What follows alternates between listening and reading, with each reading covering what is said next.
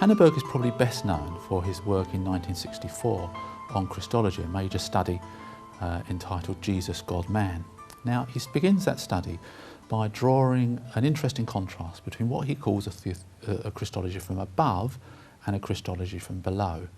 He argues that a Christology from above is very common. It's a classical form of Christology, but it seems to presuppose so much. It presupposes the Trinity. It presupposes a second person of the Godhead, the eternal Son of God, and asks the question, how then does the second person of the Trinity become enfleshed, incarnate, become man? So it's working very much from presuppositions from above to below. But Pannenberg argues that actually we should work the other way. We should work from the historical context, the historical Jesus, and work in the other direction. So he writes this, he says, Christology from above presupposes the divinity of Jesus, but he argues the most important task of Christology is, however, precisely to present the reasons for the confession of Jesus' divinity. Instead of presupposing it, we must first inquire about how Jesus' appearance in history led to the recognition of his divinity. Even more controversially, in doing this, he wants to go behind the faith testimony of the New Testament, and ask what it's based on, to go back to the historical Jesus and see how that faith testimony is justified. Now, in order to understand the technique of how he does this, how his Christology evolves and works, you have to understand the idea of context that's crucial. Because what he wants us to do, he wants us to go back and enter into the kind of context of hope and expectation, of eschatological expectation around in the time of Jesus.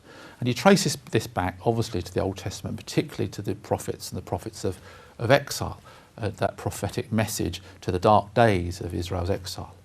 And he says, well, what's happening here is that they have these high hopes in God, but there's little sign of that in reality around them. They look for a day when those high hopes in God will be vindicated in some future event of deliverance that will happen from God. And that it's almost as if the prophetic hope is like a hypothesis about God and their expectations of God and of Yahweh. It's a hypothesis that's looking for some kind of future vindication or confirmation. But he says, obviously that doesn't again appear to happen, but that hope doesn't disappear, it develops. And it develops into an eschatological expectation by the time of Jesus, even an apocalyptic view of things to come. And the way God will be vindicated, that hope in God will be vindicated, God will display his sovereignty. It involves a whole package of things. As Pannenberg lists them, he talks about the judgment of all human injustice, the transformation of the present creation, and the resurrection of the dead. These are the kind of eschatological things that will happen, that will confirm their hope in their God, their hope in Yahweh. Now, Pannenberg believes it's in that context we need to understand what the revelation in Jesus must have meant, and Jesus' ministry and the significance of Jesus' ministry.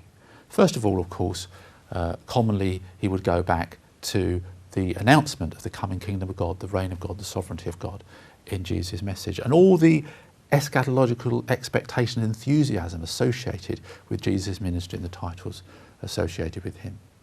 But again, here we have something that doesn't look like it's being realised at present. It's looking, as it were, still to the future. And of course, history does not straight away confirm any of those expectations.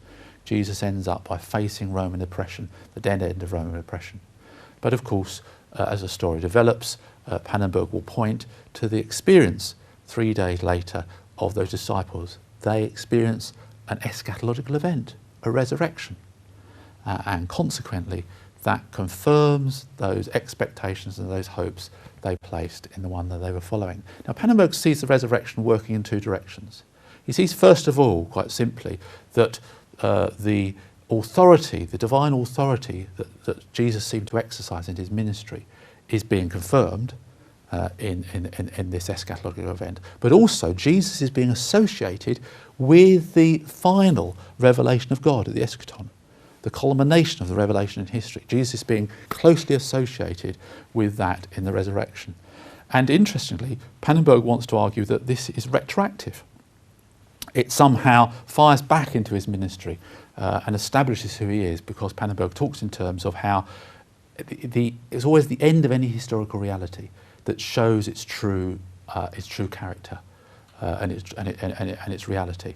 So, because the end is of that nature, it shows that Jesus' life is an incarnate life. So that's how you can see the Christology working. But again, in stark contrast to his contemporaries, Pannenberg wants to argue that belief in the resurrection could be established through historical investigation.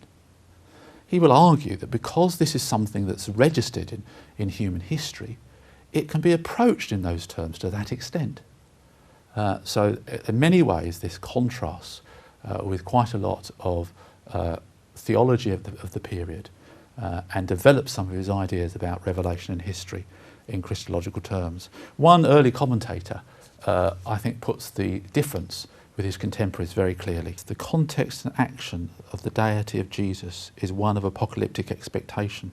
This fact has emerged with more clarity and certainty than any other in the course of New Testament studies.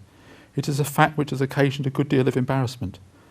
As a result, most of the very considerable ingenuity of New Testament scholarship over the century has been devoted to attempts to divorce the meaning of Jesus and his message from that strange apocalyptic setting. The climax of this movement was reached in Bultmann's demythologizing programme and his existential interpretation of the Gospel. Pannenberg